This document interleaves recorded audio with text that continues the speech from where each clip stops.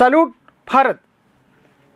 Salute ഭാരതിൽ ഇന്ന് നമ്മോടൊപ്പം ഉള്ളത് മുതിർന്ന മാധ്യമപ്രവർത്തകൻ ടി കെ രാജഗോപാലാണ്. സാർ നമസ്കാരം. നമസ്കാരം. നമസ്കാരം സാർ, ഈ പശ്ചിമേഷ്യൻ യുദ്ധത്തിൻ്റെ ഇപ്പോൾ ശരിക്കും ഇതിൻ്റെ ഒരു അവസാന നാളുകളിൽ എത്തിക്കണമെന്ന് ട്രംപ് തന്നെ മുൻകൈയെടുത്ത് ഇറങ്ങുന്നൊരു അവസ്ഥയാണ് നമ്മൾ കാണുന്നത്. പക്ഷേ ഒരു വേള ഈ ഇറാൻ പറഞ്ഞ വാക്കുകളിലൊന്ന്, അവരുടെ പ്രധാന നോട്ടപ്പുള്ളി അദ്ദേഹമാണ്, ട്രംപാണ് എന്ന് പറഞ്ഞത് ശരിക്കും ട്രംപിനെ ഇപ്പോൾ ഭയപ്പെടുത്താൻ തുടങ്ങിയോ? ഞാൻ ഇത്രേ ചോദിക്കുന്നുള്ളൂ. അത് അയ്യപ്പദാസ് ഭയപ്പെടുത്തുക തന്നെയല്ല. ഇന്ന് ഒരുപക്ഷെ ഇന്ന് ലോകം നടുക്കുന്ന ഒരു വാർത്തയ്ക്ക് ചിലപ്പോൾ സാക്ഷ്യം വഹിക്കേണ്ടി വന്നേനെ. നമ്മൾ അങ്ങനെ ഒരു വാർത്ത ഒരു പക്ഷെ ശ്രവിക്കേണ്ടി വന്നേനെയുമെന്നാണ് സാഹചര്യ തെളിവുകളും അന്താരാഷ്ട്ര മാധ്യമങ്ങളും പറയുന്നത്.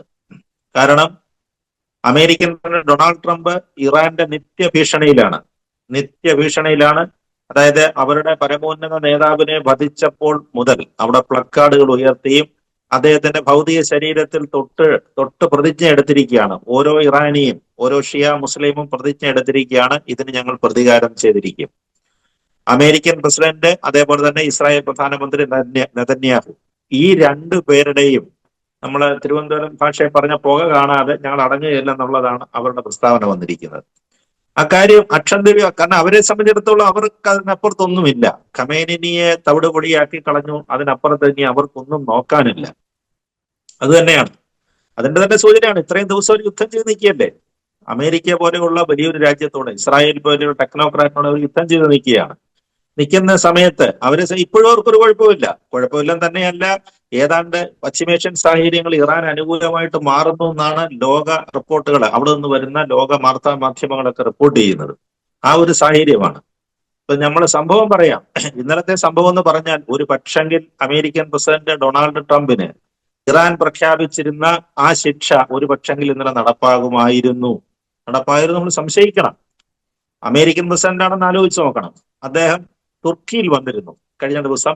ഈ നാറ്റോ, ഒറിജിനൽ നാറ്റോ സഖ്യം ഉണ്ടല്ലോ, 32 അംഗരാജ്യങ്ങൾ പറയുന്ന നാറ്റോ സഖ്യം, ആ നാറ്റോ സഖ്യത്തിന്റെ യോഗത്തിനായിട്ട് ഒറിജിനൽ തുർക്കി 32 അംഗ രാജ്യത്തിൽപ്പെട്ടതാണല്ലോ. അപ്പൊ അവരുടെ യോഗത്തിനായിട്ട് അദ്ദേഹം തുർക്കിയിലുണ്ടായിരുന്നു. അപ്പൊ അതിനിടയിലാണ് കഴിഞ്ഞ 2 ദിവസം മുമ്പ് അവിടെ വേറെ ഒരു മറ്റൊരു നാറ്റോ രൂപീകരിക്കപ്പെട്ടിട്ടുണ്ട്. അത് നമ്മള് കഴിഞ്ഞ ദിവസം ചർച്ചകളിലൊക്കെ പറഞ്ഞതാണ്. അതായത് പാകിസ്ഥാനും തുർക്കിയും അതോടൊപ്പം തന്നെ സൗദി അറേബ്യയും ചേർന്നിട്ട് മറ്റ് ഒരു അറബ് നാറ്റോ, അല്ലെങ്കിൽ ഒരു ഇസ്ലാമിക് നാറ്റോ, അല്ലെങ്കിൽ ഒരു മെക്ക എഗ്രിമെന്റ് പോലെ അവരൊരു നാറ്റോ ഉണ്ടാക്കിയിട്ടുണ്ട്. അത് പഴയ നാറ്റോയുടെ എല്ലാ കണ്ടീഷൻസും ബാധകമാകുന്നതാണ്. അതായത് ഇതിൽ ഏതെങ്കിലും ഒരു അംഗരാജ്യത്തെ ആക്രമിച്ചു കഴിഞ്ഞാൽ കൂട്ടായിട്ട് അവർ വന്ന് ആക്രമിക്കും എന്ന് പറഞ്ഞാൽ, ഇന്ത്യ ഇനി പാകിസ്ഥാനെ ആക്രമിക്കുകയാണെങ്കിൽ സൗദി അറേബ്യയും തുർക്കിയും കൂടെ ചേർന്ന് വന്നിട്ട് ഇന്ത്യയെ ആക്രമിക്കും. അതോടൊപ്പം തന്നെ തുർക്കിക്കും പ്രശ്നമുണ്ട്. ഇപ്പൊ തുർക്കി ഒറിജിനൽ നാറ്റോയിൽ പെട്ടതാണ്. തുർക്കിയെ ആരെങ്കിലും ആക്രമിക്കുകയാണെന്നുണ്ടെങ്കിൽ മറ്റേ 32 അംഗരാജ്യങ്ങളിൽപ്പെട്ട രാജ്യങ്ങളും കൂടെ ചേർന്ന് നമ്മളെ, ഇപ്പൊ ഇന്ത്യയാണ് ആക്രമിക്കുന്നത്, നമ്മളെ ആക്രമിക്കും. നോക്കുക, എന്തോ ഒരു വ്യവസ്ഥ ഏർപ്പെടുത്തി വെച്ചേക്കെന്ന് നോക്കുക. അപ്പൊ ഇത് മിനിഞ്ഞാന്നാണ്, ഒരു 3 ദിവസം മുമ്പാണ് ഈ പറയുന്ന സൗദി അറേബ്യയും തുർക്കിയും പാകിസ്ഥാനും ചേർന്ന് എഗ്രിമെന്റ് ഒപ്പിട്ടിരിക്കുന്നത്. അത് ഇസ്ലാമിക് നാറ്റോ എന്നാണ്. ഇസ്ലാമിക രാജ്യങ്ങളുടെ ഒരു കൂട്ടായ്മ പോലെയാണ് അവർ ഉണ്ടാക്കിയിരിക്കുന്നത്. ഇതിനകത്തിൽ സൗദി അറേബ്യ എന്തിനു ചെന്ന് പെട്ടു എന്നാണ് ഇപ്പൊ ലോകരാജ്യങ്ങളൊക്കെ സംശയിക്കുന്നത്. കാരണം അവർക്ക് ഇതിന്റെ ഒന്നും ആവശ്യമില്ല. മറ്റവന്മാരാണെങ്കിൽ, തുർക്കിക്കാണെങ്കിൽ ജീവിതകാല പരിപാടി ഇത് തന്നെയാണ്, യുദ്ധം തന്നെയാണ് അവരുടെ പ്രധാന പരിപാടി, കുഷിസുകളുമായിട്ടുള്ള യുദ്ധമാണ്. പാകിസ്ഥാനെ സംബന്ധിച്ചിടത്തോളം അങ്ങനെ തന്നെയാണ്. ലോകത്തെവിടെല്ലാം തീവ്രവാദം ഉണ്ടോ അതിന്റെ എല്ലാം പുറകിലാണ് അവർ നടക്കുന്നത്. അവരുടെ നിത്യശത്രുക്കളാണ് ഇന്ത്യക്ക് നേരെയാണ് അവരുടെ ആക്രമണം. ഇതിനിടയിലാണ് അപ്പൊ ഈ പറയുന്ന ഈ ഫോർമേഷൻ ഇറാൻ യുദ്ധത്തിൽ എങ്ങനെയാകും, പശ്ചിമേഷ്യൻ സംഘർഷത്തിൽ എങ്ങനെയാകും എന്നൊരു ആശങ്ക നിലനിൽക്കുന്നുണ്ടായിരുന്നു. അങ്ങനെ വന്ന സമയത്താണ് പെട്ടെന്ന് ഈ ഒറിജിനൽ നാറ്റോയുടെ യോഗം തുർക്കിയിൽ ചേരുന്നത്. അതിൽ പങ്കെടുക്കുന്നതിനായിട്ട് കക്ഷി എന്നുള്ള നിലയിൽ അമേരിക്കൻ പ്രസിഡന്റ് ഡൊണാൾഡ് ട്രംപ് ഇവിടെ എത്തിയിരുന്നു, തുർക്കിയിലുണ്ടായിരുന്നു. അവിടെ നിന്ന് തിരിച്ചു പോകും വഴി അദ്ദേഹം പോകുന്ന വിമാനത്തിന്റെ സുരക്ഷയെ കുറിച്ച് നമുക്ക് അറിയാവുന്നതാണല്ലോ. അത് ഖത്തർ ഫൈനാൻസ് ചെയ്തതാണ്. ഖത്തറാണ് വിമാനത്തിന് ഫൈനാൻസ് ചെയ്തിരിക്കുന്നത്. കാരണം അന്ന് അവരുടെ ഖത്തറില് US എയർബേസ് സ്ഥാപിച്ചു. വർഷങ്ങൾക്ക് മുമ്പ് പിന്നെ അവരോടെല്ലാം പറഞ്ഞത്, ഗൾഫ് രാജ്യങ്ങളോടൊക്കെ അമേരിക്ക പറഞ്ഞു കൊടുത്തത്, ഞങ്ങളുടെ വലിയ സുരക്ഷാ താവളം ഇവിടെ ഉണ്ടെന്നുണ്ടെങ്കിൽ നിങ്ങൾ ആരും പേടിക്കേണ്ട കാര്യമൊന്നുമില്ല. ഖത്തർ അടക്കമുള്ള GCC രാഷ്ട്രങ്ങളോ മറ്റ് രാജ്യങ്ങളോ ഒന്നും പേടിക്കേണ്ട, ഞങ്ങളുടെ വിമാനത്താവളവും റോക്കറ്റും പിന്നെ മറ്റ് സംവിധാന മിസൈലും ഒക്കെ ഇവിടെ വെച്ചിരിക്കുകയാണ്, പോർ വിമാനങ്ങളും ഉണ്ട്, അപ്പൊ ഒന്നും പേടിക്കേണ്ട എന്നൊക്കെ പറഞ്ഞിട്ടാണ് ഖത്തറിന്റെ സ്ഥലം മേടിച്ചിട്ട് അവിടെ കൊണ്ടുവന്ന് US എയർബേസ് സ്ഥാപിച്ചത്. പിന്നെ അവിടെ സംഭവിച്ചത് എന്താണെന്ന് നമ്മൾ പശ്ചിമേഷ്യ യുദ്ധത്തിൽ കണ്ടു കഴിഞ്ഞല്ലേ. ഖത്തറാണ് ഏറ്റവും കൂടുതൽ അടി കൊണ്ടത്. ഏറ്റവും കൂടുതൽ അടി കൊണ്ടത് ഖത്തറാണ്. കുവൈറ്റും ഖത്തറും ഒക്കെയാണ് അടി മേടിച്ചത് ഈ ഇറാന്റെ കയ്യിൽ നിന്ന്. അപ്പൊ ഇപ്പൊ അതുകൊണ്ട് അമേരിക്കൻ കുടയൊക്കെ അവിടുന്ന് പറിച്ചു കളയണമെന്നാണ് അവർ ആവശ്യപ്പെടുന്നത്. നിങ്ങൾ ഈ കുടയും എടുത്തുകൊണ്ട് പോയാൽ മതി എന്ന്. അപ്പൊ നമ്മൾ പറഞ്ഞു വന്നത്, ഖത്തറാണ് ഈ അമേരിക്കൻ പ്രസിഡന്റിനുള്ള ഈ വലിയ വിമാനം. അത് ലോകത്തിൽ ഇത്രയും സെക്യൂരിറ്റി സംവിധാനങ്ങൾ ഒരു വിമാനമില്ല. അതീവ സെക്യൂരിറ്റി സംവിധാനങ്ങളാണ് അതിനകത്തുള്ളത്. അതിനകത്ത് എല്ലാ ചെക്കിങ്ങും കഴിഞ്ഞ ശേഷമാണ് ഡൊണാൾഡ് ട്രംപ് ഈ വിമാനത്തിനകത്ത് കയറിയത്. തിരിച്ചു പോകാൻ കയറിയതാണ്. തിരിച്ച് ബ്രിട്ടൻ വഴി അമേരിക്കയ്ക്ക് പോകാനായിട്ട് അദ്ദേഹം കയറിയതാണ്. കയറിയ സമയത്താണ് സിഗ്നൽ വരുന്നു, ഈ വിമാനം പുറപ്പെടരുത്, ഈ വിമാനത്തിൽ ട്രംപ് പോകരുത്. ട്രംപ് പോയി കഴിഞ്ഞാൽ ഒരു പക്ഷെങ്കിൽ ഈ വിമാനം ആക്രമിക്കപ്പെട്ടേക്കാം. ഞാൻ മിസൈൽ പതിക്കാം, മിസൈലോ റോക്കറ്റ് വല്ലതും വന്ന് പതിക്കാം ഇതിനകത്തേക്ക്. അല്ലെങ്കിൽ വിമാനം ആക്രമിക്കപ്പെട്ട് കഴിഞ്ഞാൽ പിന്നെ അവസ്ഥ അറിയാമല്ലോ. പിന്നെ പ്രത്യേകിച്ച് നമ്മൾ പറയേണ്ട കാര്യമില്ല. നമ്മൾ ഈ പറഞ്ഞതുപോലെ ട്രംപിന്റെ അവസ്ഥ എന്താവുമെന്ന് പിന്നെ പറയാനും ഒക്കത്തില്ല. അപ്പൊ കൃത്യമായൊരു മെസ്സേജ് വന്നു അവിടെ. ഇതിനെ അകമ്പടി സേവിച്ച് മറ്റേ അമേരിക്കൻ ഫൈറ്റർ പ്ലെയിനുകളൊക്കെ ഉണ്ട്. അതൊക്കെ സംഭവം സത്യമാണ്. പ്രസിഡന്റ് പോകുന്ന വിമാനങ്ങൾക്ക് ശക്തമായ ഒരു അകമ്പടി അവർക്കുണ്ട്. പക്ഷെ എങ്കിൽ പോലും ഇറാന്റെ ടാർഗറ്റുകൾ ഇത് വളരെ കൃത്യമായിരുന്നു. നമ്മൾ നോക്കുക, ഓരോ സമയത്തും ഓരോരോ GCC രാഷ്ട്രങ്ങൾക്ക് നേരെയും അതേപോലെ തന്നെ പിന്നെ മറ്റ് ഗൾഫിലുണ്ടായിരുന്ന താവളങ്ങൾക്ക് നേരെ അവർ ആക്രമിക്കുന്ന സമയത്ത്, അവരുടെ ടാർഗറ്റ് ഹോർമുസ് കടലിടുക്കിൽ കിടക്കുന്ന കപ്പലുകൾക്ക് നേരെ ഫയർ ചെയ്യുന്ന സമയത്ത് കൃത്യമായ ടാർഗറ്റാണ് അത്. ലക്ഷ്യസ്ഥാനത്തേക്ക് കൃത്യമായിട്ട് എറിഞ്ഞു കൊള്ളിക്കാൻ, നമ്മൾ പറയത്തില്ല, ഫയർ ചെയ്ത് കൊള്ളിക്കാനുള്ള കഴിവ് അവർക്കുണ്ട്. അത്തരം റോക്കറ്റ് ലോഞ്ചറുകൾ അവർക്കുണ്ട്. അപ്പൊ അതുകൊണ്ട് ഭയപ്പെട്ടിരുന്നു. അപ്പൊ ആ മുന്നറിയിപ്പ് പെട്ടെന്ന് വരുന്നു. മുന്നറിയിപ്പ് വന്നിട്ട് പറയുകയാണ്, ഒരു കാരണവശാലും ട്രംപിന്റെ വിമാനം, ഈ പറയുന്ന അദ്ദേഹത്തിന്റെ ഔദ്യോഗിക വലിയ സുരക്ഷാ സംവിധാനമുള്ള വിമാനത്തിൽ അദ്ദേഹം പോകരുത്, അദ്ദേഹം അടിയന്തരമായിട്ട് താഴെ ഇറങ്ങണമെന്നാണ് പറയുന്നത്. ഒരു പക്ഷെങ്കിൽ ഒരു സെക്യൂരിറ്റി ഭാഗത്തുണ്ടാകുന്ന പറഞ്ഞില്ലേ, പണ്ടത്തെ നിലയിലാണെങ്കിൽ വലിയ സെക്യൂരിറ്റി ലാബ്സ് ആണത്. എന്തുകൊണ്ട് ഇത് മുൻകൂട്ടി കാണാൻ പറ്റിയില്ല? ഒരു അമേരിക്കൻ പ്രസിഡന്റിന് ഇത്രയും സുരക്ഷതയുള്ള വിമാനത്തില് പോകുന്ന കാര്യത്തെക്കുറിച്ച് എന്തുകൊണ്ട് അമേരിക്കൻ ചാര സംഘടനകൾക്കോ അവരുടെ പോലീസിനോ കണ്ടെത്താൻ കഴിഞ്ഞില്ല എന്നുള്ളത് വലിയ സെക്യൂരിറ്റി ലാബ്സ് ആണ്. ഒരു പക്ഷെങ്കിൽ ഇപ്പൊ പറയുന്നത് അദ്ദേഹത്തിന് ജീവഹാനി സംഭവിക്കാവുന്നത് വരെ ഉള്ള സാധ്യതയുണ്ട്. അതുകൊണ്ട് വിമാനത്തിൽ നിന്ന് തിരിച്ചിറങ്ങണമെന്നാണ് പറഞ്ഞത്. തിരിച്ചിറങ്ങി. അതായത് ഒരു ചരിത്രമാണ് കേട്ടോ. യാത്ര ചെയ്യാൻ തയ്യാറായി നിന്ന വിമാനത്തിൽ നിന്ന് അമേരിക്കൻ പ്രസിഡന്റ് തിരിച്ചിറങ്ങിയ ശേഷം മറ്റൊരു വിമാനത്തിലാണ് അദ്ദേഹം പോയത്. അപ്പൊ എത്ര കണ്ട് ഭയപ്പെടുന്നു, ഇറാനെ എത്ര കണ്ട് ഭയപ്പെടുന്നു എന്നുള്ളതിന്റെ കൃത്യമായ സൂചനയാണ് അതിനകത്ത് വന്നിരിക്കുന്നത്. കാരണം അവർ ചെയ്യും. അവര് പറഞ്ഞല്ലോ, അങ്ങനെയാണ് അവരെ സംബന്ധിച്ചിടത്തോളം. ആവശ്യമില്ലാത്തൊരു വാക്ക് പറയത്തില്ല, പക്ഷെ പറഞ്ഞാൽ അതിൽ ചെയ്തിരിക്കും. അത് നമ്മൾ ഈ കഴിഞ്ഞ ഫെബ്രുവരി 28 തുടങ്ങിയ പശ്ചിമേഷ്യൻ സംഘർഷത്തിൽ നമ്മൾ കണ്ടുകൊണ്ടിരിക്കുന്നതുമാണ്. അപ്പൊ അതോടുകൂടിയാണ് ആകെ പ്രശ്നങ്ങളായിരിക്കുകയാണ്. ഇപ്പൊ പശ്ചിമേഷ്യയിൽ വലിയ പ്രശ്നം വന്നു. അപ്പൊ ആദ്യം തന്നെ ഈ പറയുന്ന ഇസ്ലാമിക നാറ്റോയെ കുറിച്ചുള്ള സംശയം വന്നിട്ട് പറഞ്ഞത്, ഇവരെല്ലാരും കൂടി ഇപ്പൊ ഒന്നിച്ചിരിക്കുന്നത് ഒരു പക്ഷെങ്കിൽ ഇറാനെതിരെ തിരിയാനാണോ എന്നൊരു സംശയം ഉണ്ടായിരുന്നു ആദ്യഘട്ടങ്ങളിൽ. ഷിയ മുസ്ലിങ്ങളുടെ സ്ഥലമാണല്ലോ അത്. അതുകൊണ്ട് അതിനു വേണ്ടിയിട്ടാണോ ഇവർ ഒന്നിച്ചത്, സൗദിയും തുർക്കിയും പാകിസ്ഥാനും കൂടെ ഒന്നിച്ചതെന്നൊരു സംശയം വന്നിരുന്നു. പക്ഷെ ഇന്നിപ്പോ അവരുടെ ഔദ്യോഗിക പ്രതികരണം വന്നിട്ടുണ്ട് ഇറാന്റെ, ഞങ്ങളുടെ പേരിലല്ല ഈ സഖ്യം ഉണ്ടായിരിക്കുന്നത്, ഞങ്ങൾക്ക് അനുകൂലമാകുകയാണ്. അതായത് അമേരിക്കയുടെ നിലപാടുകൾ എന്താണെന്ന്, അമേരിക്കയുടെ പൊള്ളത്തരം വെളിപ്പെടുന്നു എന്നാണ് പറയുന്നത്. അദ്ദേഹം പറഞ്ഞ അവരുടെ വക്താവ് പറയുന്ന വാക്കുകൾ ശ്രദ്ധിക്കുക. ബഖേയി എന്ന് പറയുന്ന അവരുടെ വിദേശകാര്യ വക്താവ് പറയുന്നത്, ഈ കഴിഞ്ഞ 3 വർഷത്തെ സാഹചര്യങ്ങൾ കണക്കിലെടുക്കുമ്പോൾ വ്യാജ ദല്ലാളന്മാരിൽ നിന്ന് വാങ്ങാവുന്ന ഒന്നല്ല രാജ്യത്തിന്റെ സുരക്ഷ എന്നുള്ളത് പശ്ചിമേഷ്യൻ രാജ്യങ്ങൾ തിരിച്ചറിഞ്ഞു എന്നാണ് പറയുന്നത്. വ്യാജ ദല്ലാളന്മാര് എന്ന് പറഞ്ഞാൽ അമേരിക്കയൊക്കെ വിശേഷിപ്പിക്കുകയാണ്. അതായത് അമേരിക്ക ഇതുവരെ ഗൾഫ് രാജ്യങ്ങളോട് GCC രാഷ്ട്രങ്ങളോടും ഒക്കെ പറഞ്ഞു കൊടുത്തിരുന്ന കാര്യങ്ങൾ എന്തെല്ലാമാണ്? ഞങ്ങളുടെ കുടയുണ്ടെന്നുണ്ടെങ്കിൽ, ഞാൻ ഒരു കുട ഒരു അമേരിക്കൻ കുട കുത്തുകയാണെന്നുണ്ടെങ്കിൽ ഒന്നും പേടിക്കേണ്ട കാര്യമില്ല, സുരക്ഷിതമായ അംബർലയാണിത്, ഇതിന്റെ കീഴിൽ നിങ്ങളെല്ലാവരും സുരക്ഷിതരായിരുന്നു എന്നായിരുന്നു ഈ രാജ്യങ്ങളോട് പറഞ്ഞു കൊടുത്തുകൊണ്ടിരുന്നത്. പക്ഷെ അവരുടെ അനുഭവം എന്താണ് സംഭവിച്ചത്? എമിറേറ്റ്സിനടക്കമുള്ള രാജ്യങ്ങളോട് അങ്ങനെ തന്നെയാണ് പറഞ്ഞുകൊണ്ടിരുന്നത്. എന്താണ് അവർക്ക് സംഭവിച്ചത്?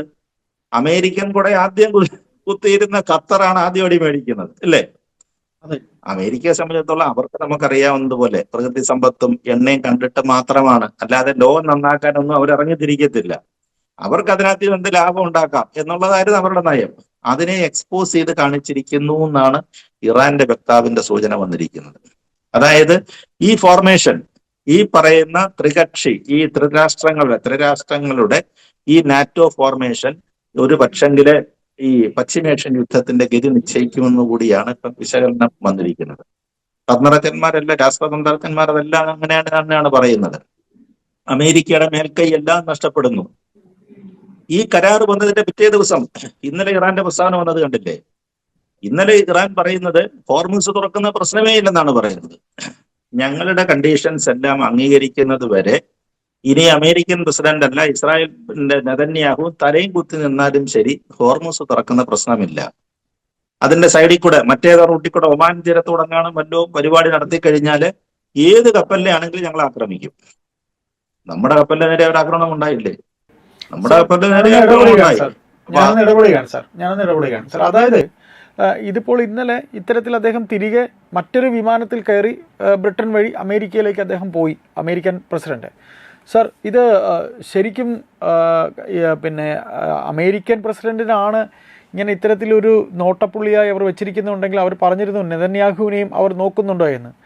സർ, ഇങ്ങനെ ഭയപ്പെടുന്ന ഒരു അന്തരീക്ഷത്തിൽ അമേരിക്കൻ പ്രസിഡന്റിന് നേരെ ഇങ്ങനെ ഒരു ആക്രമണം അല്ലെങ്കിൽ അദ്ദേഹത്തിൻ്റെ സുരക്ഷ ശരിയല്ല എന്ന മെസ്സേജ് വരുമ്പോൾ ഈ യുദ്ധം നിർത്തേണ്ടതല്ലേ എന്ന് ഇസ്രയേലും കൂടെ ചിന്തിക്കേണ്ടതല്ലേ? കാര്യം എന്തെങ്കിലും സംഭവിച്ചാൽ അതിൻ്റെ പഴിചാരൽ ഇസ്രയേലിനും കൂടെ വരൂലേ?